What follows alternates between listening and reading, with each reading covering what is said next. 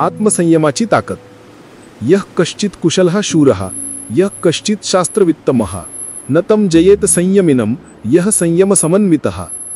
अर्थ: आचार्य चाणक्य सांगतात की युद्धकला, शास्त्रज्ञान किंवा शौर्यात कुशल असलेला योद्धाही आत्मसंयमी व्यक्तीवर विजय मिळवू शकत नाही.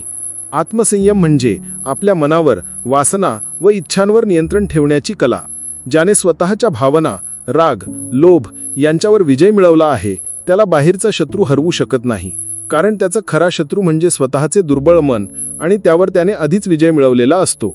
संयम हा खऱ्या शक्तीचा पाया आहे. धी निघून जाते आणि नंतर पश्चाताप करावा लागतो. योग्य वेळ ओळखून धैर्याने आणि तत्परतेने कृती करणारा व्यक्तीच यशस्वी होतो.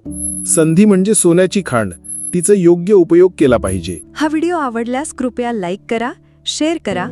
अशाच माहितीपूर्ण आणि प्रेरणादायी व्हिडिओसाठी आमच्या YouTube चॅनलला सबस्क्राईब करायला विसरू नका.